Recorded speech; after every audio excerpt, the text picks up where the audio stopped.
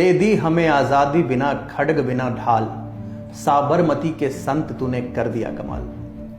मोहनदास करमचंद गांधी, महात्मा गांधी, बापू, ये एक ही महान व्यक्ति के कई नाम हैं जिसने विश्व की सबसे बड़ी ताकत को अपने आगे झुकने को विवश कर दिया। महात्मा गांधी का पूरा जीवन ही आंदोलनों से भरा रहा है, लेकिन एक आंदोलन है जिसने देश ही क्या विश्व के भी बड़े बड़े आंदोलनों को बौना साबित कर दिया। उस आंदोलन का नाम है भारत छोड़ो आंदोलन। ये वही आंदोलन था जिसके डर से अंग्रेज भारत छोड़ के भाग खड़े हुए। कम से कम हमारी इतिहास की किताबें तो यही बताती हैं। पर क्या सच में भारत छोड़ो आंदोलन ने अंग्रेजों की चूल्हे हिला दी थी?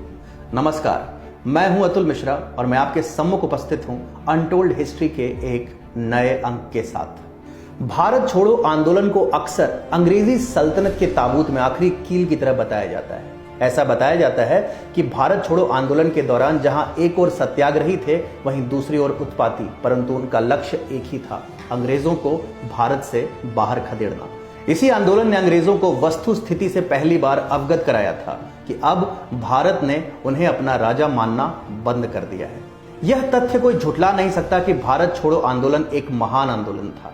गांधी जी की एक आवाज ने स्वतंत्रता सेनानियों के हृदय में पल रहे स्वराज के स्वप्न को पुनर्जीवित कर दिया था।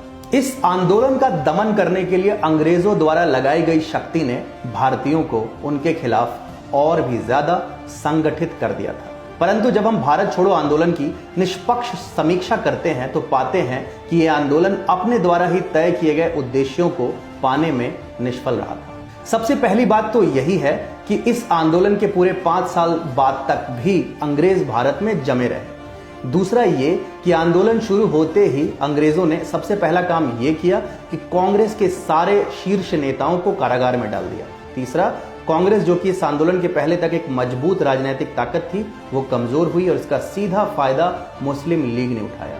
और अंततः इस आंदोलन को हर दल से समर्थन नहीं मिल पाया और ये देशव्यापी ब्रिटिश विरोधी आंदोलन ना बनकर कांग्रेस का एक आंदोलन मात्र बनकर रह गया। अब आते हैं इस आंदोलन के परिप्रेक्ष्य, इसके पृष्ठाधार पर। 1936-37 में ब्रिटिश इंडिया में चुनाव हुए। कांग्रेस ने 11 में से 8 प्रांतों में अपनी सरकारें बनाई, वहीं मुसलमानों के हितैषी बने फिरने वाले मुस्लिम लीग को कुछ नहीं मिला। तो ऐसा प्रतीत हो रहा था कि कांग्रेस के पास व्यापक जनाधार है और लोग धर्म और जात से ऊपर उठकर कांग्रेस पार्टी के लिए वोट कर रहे हैं।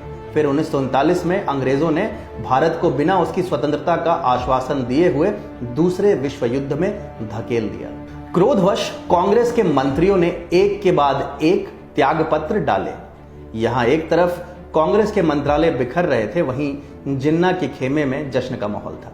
जिन्ना ने यौम निजात नाम का एक जलसा भी किया जिसमें कांग्रेस सरकारों को गिराने के लिए खुदा का शुक्र अदा किया गया। 1940 आते आते मुस्लिम लीग इतनी ताकतवर हो चुकी थी कि उन्होंने अपने लाहौर अधिवेशन में पाकिस्तान का प्रस्ताव भी रखा। वहीं कांग्रेस 2 नाव पर पैर रखकर समुद्र में बही चली जा रही थी। एक और जर्मनी और जापान के खिलाफ युद्ध में वे अलाइज का साथ दे रहे थे, वहीं जबरन युद्ध थोपे जाने पर ब्रिटिश सरकार का विरोध भी कर रहे थे। वहीं मुस्लिम लीग बिल्कुल निश्चित उद्देश्य के साथ बढ़ी जा रही थी। उन्होंने विश्व युद्ध में भारत के सम्मिलित होने का खुलकर समर्थन किया। क्रिप्स मिशन असफल हो चुका था और यह भी तय था कि अंग्रेजों की अपने साम्राज्य के मस्तक मणि कहे जाने वाले भारत को छोड़ने की कोई योजना दूर दूर तक नहीं थी। और तब शुरू हुई भारत छोड़ो आंदोलन की तैयारियां। ऐसा माना जाता है कि अंग्रेजी सरकार को ऐसे किसी देशव्यापी सत्याग्रह की पहले से ही भनक लग गई थी और इसलिए गांधी जी द्वारा इस आंदोलन का शंखनाद होते ही अंग्रेजों ने पहला काम यह किया कि कांग्रेस के शीर्ष नेतृत्व को पकड़कर कारागार में ठूंस दिया। बिना नेता के भीड़ हिंसा पर उतारू हो गई और उन्होंने जमकर लूटपाट मचाई और साथ ही किया तोड़फोड़। हालांकि अंग्रेजों ने कुछ ही महीनों के भीतर भीड़ और आंदोलन दोनों का दमन कर दिया।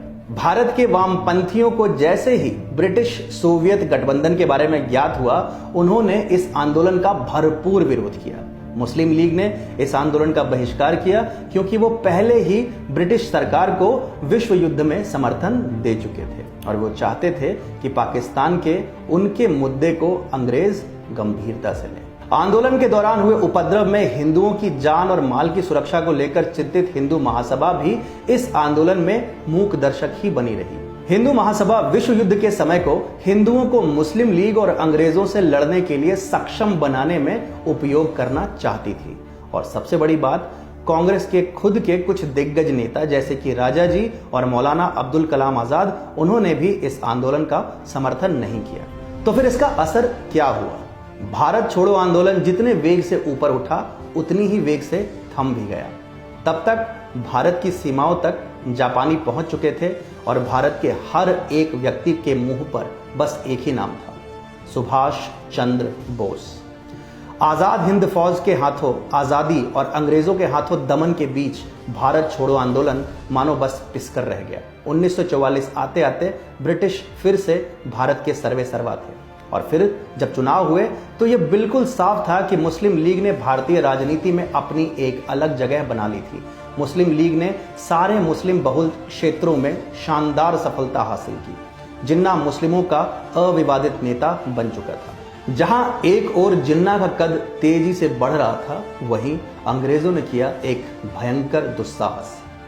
आजाद हिंद फौज के पकड़े गए सेनानियों पर लाल किले में सार्वजनिक अभियोग हुए। सुभाष चंद्र बोस के महान बलिदान की कथा जन जन तक पहुंची और साथ फैली अंग्रेजों के खिलाफ नफरत की एक प्रलयंकारी लहर। रॉयल इंडियन नेवी में विद्रोह हो गया और देश के हर हिस्से में अंग्रेजी सरकार के खिलाफ प्रदर्शन आरंभ हो गए। 1946 आते आते अंग्रेजों को यह भली भांति ज्ञात हो गया कि अब भारत छोड़ने का असली समय आ गया है। 1947 में भारत को कांग्रेस को सौंपकर और पाकिस्तान को मुस्लिम लीग को सौंपकर अंग्रेज बोरिया बिस्तर बांधकर इंग्लैंड रवाना हो गए। लाल किले में आजाद हिंद फौज के सेनानियों पर चले अभियोग ने वो कर दिखाया जो एक देशव्यापी आंदोलन नहीं कर सका। सुभाष चंद्र बोस ब्रिटिश से लड़ाई तो भले ही हार गए थे, लेकिन आखिरी युद्ध उन्होंने ही जीता। जहां गांधी जी के देश छोड़ो आंदोलन ने जन जन में स्वतंत्रता का संदेश पहुंचाया, सुभाष बाबू की वीरता और बलिदान ने जगाया भारतीयों के अंदर सुसुप्त साहस, शौर्य और सम्मान को। अगर वो साहस, शौर्य और सम्मान नहीं जागता तो अगले कुछ और सालों तक या फिर कुछ और दशकों तक हम परतंत्र ही रहते। ये थी कहानी महात्मा गांधी के आंदोलन की और सुभाष चंद्र बोस के बलिदान की। कहानी भारत के साहस, शौर्य और सम्मान के पुनर्जागरण की और कहानी भारत की स्वतंत्रता की। ऐसी ही कहानियां लेकर मैं आपके बीच आता रहूंगा। वंदे मातरम, जय हिंद।